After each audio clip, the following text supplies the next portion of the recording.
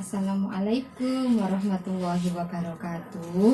Nama Bu Guru adalah Bu Laila. Bu Laila ini ngajar di kelas 4A MI Islamiyah. Namun kali ini anak-anak, Bu Laila mau mengajar kalian yaitu di kelas 4A, B, dan C. Anak-anakku sekalian kelas 4A, B, dan C, sebelum kita memulai pelajaran, mari kita berdoa dulu seperti yang kalian lakukan setiap hari sebelum belajar di kelas. Sebelumnya, ikuti Bu Laila dulu. Mari kita tawasulan. Yang pertama ditujukan untuk Rasulullah, yang kedua ditujukan untuk Syekh Abdul Qadir Jailani, kemudian yang ketiga untuk Kiai Haji Hasyim Asy'ari, kemudian untuk guru-guru almarhum dan almarhumah guru-guru MI Islamiyah, kemudian ditujukan kepada guru-guru MI Islamiyah yang sekarang mengajar di sini dan kepada kita semuanya. Saya ulillahilahumul fatihah. A'udzubillahi minasyaitonirrajim. Bismillahirrahmanirrahim. Alhamdulillahirabbil alamin. Arrahmanirrahim. Maliki yaumiddin. Iyyaka na'budu wa iyyaka nasta'in. Ihdinas siratal mustaqim. Siratal ladzina an'amta 'alaihim ghairil maghdubi 'alaihim waladdallin. Amin. Raditu billahi rabba wa bil islami dina wa bi muhammadin nabiyyan wa rasula. Rabbi shrah li sadri wa yassir li amri wahlul 'uqdatam min lisani yafqahu qawli. Amin ya rabbal alamin. Walhamdulillahi rabbil alamin. Anak-anakku semuanya yang berbahagia, tetap ada di rumah. Belajarnya kali ini tidak belajar di kelas seperti biasanya, namun belajar dengan orang tua di rumah, tapi tetap dengan bimbingan ibu guru yang ada di kelas. Oke, Bu Laila ucapkan selamat datang di kelas 4 MI Islamiyah. Pada pembelajaran subtema 1, tema 1 yang berjudul Indahnya Kebersamaan, kali ini kita akan membahas beberapa poin yang masuk dalam minggu pertama. Dalam pembahasan ini yang perlu diketahui ada 2 mapel. Yang pertama yaitu mapel TKN, yang kedua yaitu mapel Bahasa Indonesia. Yang pertama, mapel PKN, kita akan membahas tentang keragaman. Kemudian macam-macam keragaman. Selanjutnya yaitu sikap positif dan negatif terhadap keberagaman itu sendiri.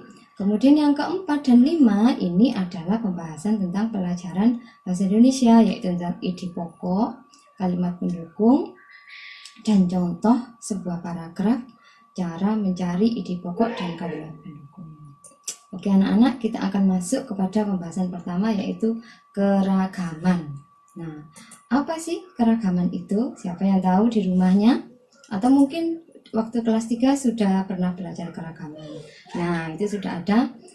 Keragaman itu adalah perbedaan yang terjadi dalam masyarakat dalam berbagai bidang, terutama suku, bangsa, ras, agama, pendapat, budaya, dan lain-lain sebagainya. Itu dinamakan dengan keragaman. Nah, keragaman itu apa saja anak-anak?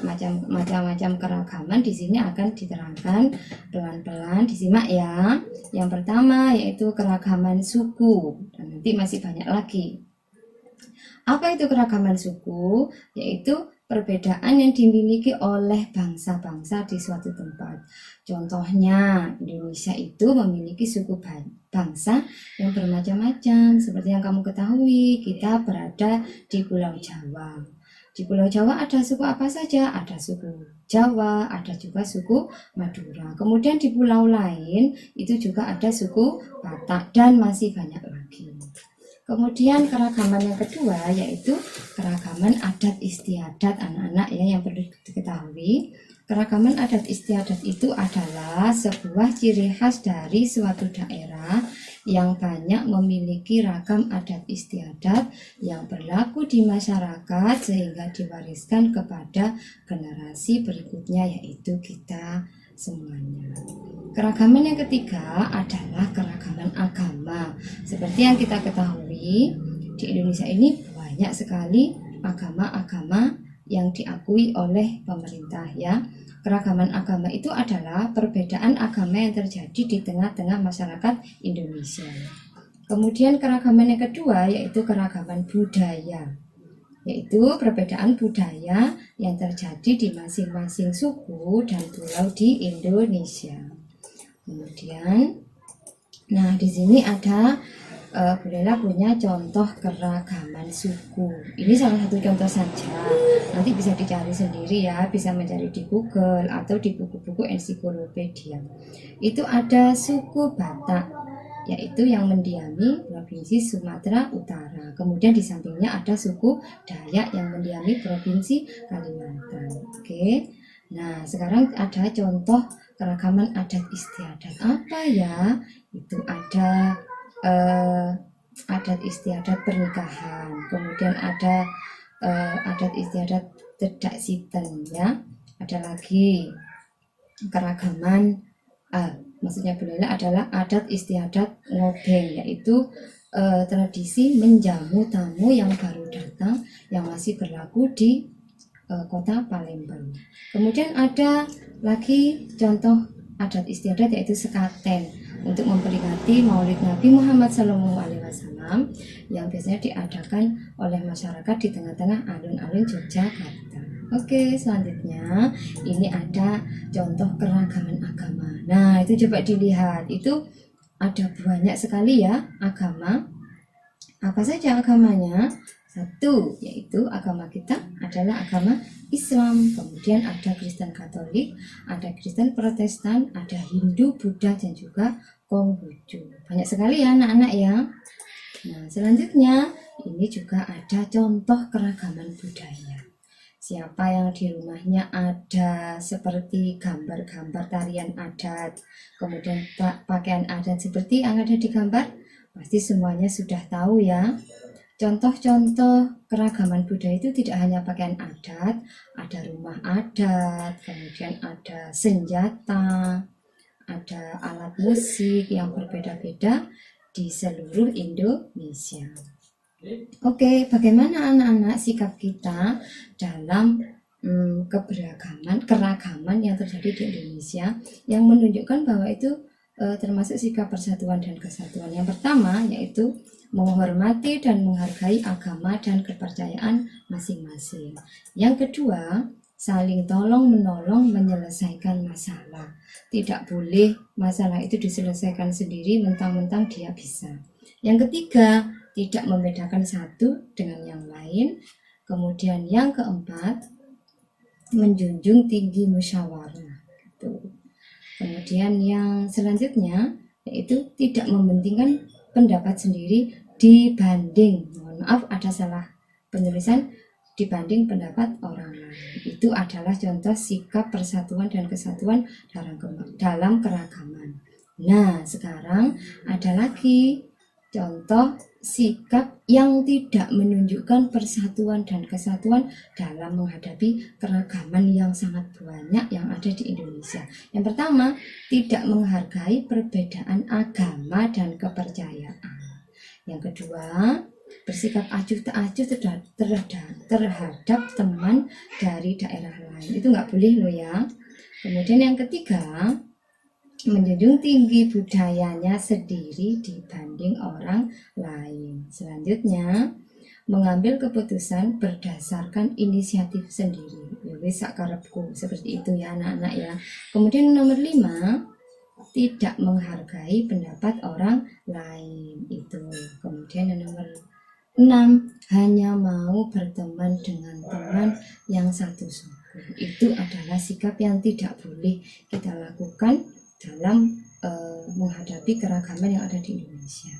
Anak-anakku perlu diketahui bahwasanya dari yang diterangkan Bu Lela tentang keragaman tadi bisa kita ambil kesimpulan bahwasanya tidak ada suku yang lebih baik daripada suku yang lain. Artinya semua suku di Indonesia itu harus diperlakukan sama, tidak ada yang satu menonjol, yang satu tidak boleh seperti itu. Oke? Selanjutnya pembahasan kita yang kedua yaitu materi mapel bahasa Indonesia tentang paragraf. Ini nanti kamu akan mengetahui ide pokok, kemudian dan kalimat pendukung dari ide pokok. Nah, anak-anak, setiap bacaan terdiri atas beberapa paragraf. Nah, dan setiap paragraf itu memiliki gagasan pokok dan gagasan pendukung. Apa itu gagasan pokok? Apa itu gagasan pendukung? Mari kita ketahui bersama-sama. Gagasan pendukung adalah ide utama yang dibahas dalam suatu bacaan. Apa sih yang dibahas dalam satu paragraf itu apa? Itu namanya adalah ide pokok ya. Kalimat pendukung itu apa? Yaitu uraian atau tambahan informasi penjelas dari gagasan pokok. Masih bingung? Kita lihat ciri-cirinya apa? Ciri-ciri gagasan pokok itu apa? Ciri-ciri kalimat pendukung itu apa? Nah, ini ciri-ciri cara mencari gagasan pokok bisa kita ketahui dari ciri-ciri gagasan pokok itu sendiri. Satu, yaitu cara mencarinya, baca seluruh paragraf dengan cermat.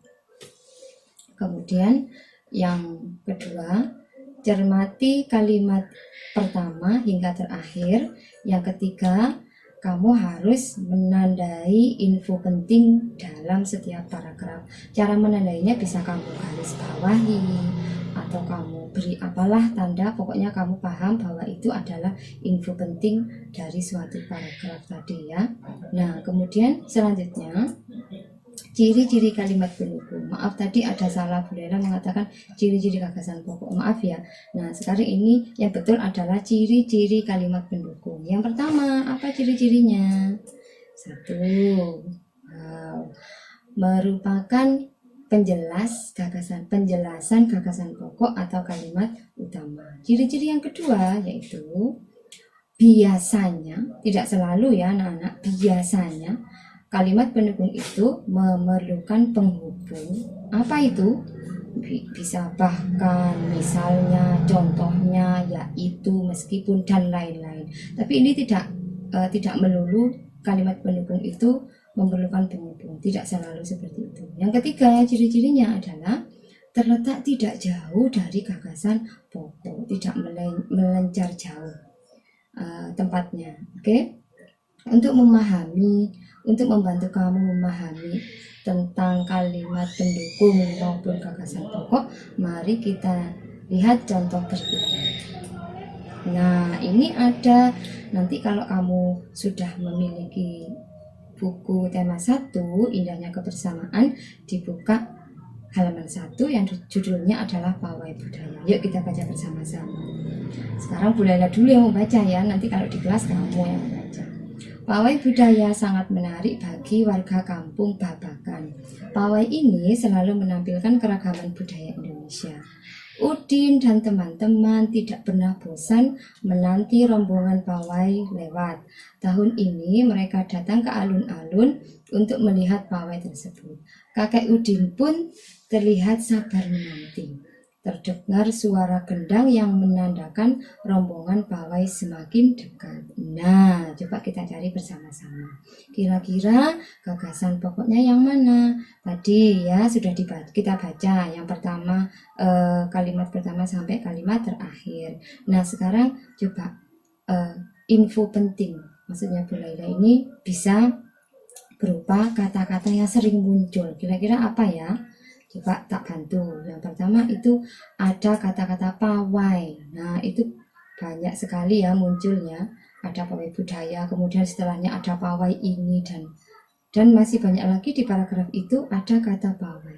Nah, oleh karena itu, maka gagasan pokoknya adalah terletak di awal kalimat, yaitu pawai budaya sangat menarik bagi warga kampung Babakan. Itu termasuk gagasan pokok. Nah, sekarang kalimat pendukungnya yang mana? Kalimat pendukung itu adalah diingat, yaitu kalimat penjelas dari gagasan pokok. Perlu diingat anak-anak, kalimat pendukung ini tidak selalu memerlukan kalimat pendukung, tapi kalimat pendukung ini yang merupakan penjelasan dari gagasan pokok, yaitu kita lihat pawai ini selalu menampilkan keragaman budaya Indonesia. Tak bantu untuk mengerti seperti ini. Kenapa kok kalimat pawai ini selalu menampilkan keragaman budaya Indonesia? Ini termasuk gagasan pendukung karena menjelaskan bahwa pawai budaya itu sangat menarik bagi warga kampung. Seperti itu. Kenapa kok menarik? Karena pawai itu menampilkan keragaman budaya Indonesia. Oke anak-anak, semoga penjelasan Bu Laila tadi dapat kamu mengerti dengan baik. Nanti kalau misalnya ada yang tidak dimengerti, boleh tanya melalui WA, melalui grup, atau bisa japri ke Bu Laila atau guru pendampingnya, guru wali kelasnya, wali kelas B atau wali kelas C. Terima kasih anak-anakku semuanya. Wassalamualaikum warahmatullahi wabarakatuh. Selamat belajar di rumah. Salam sayang dari kami bertiga.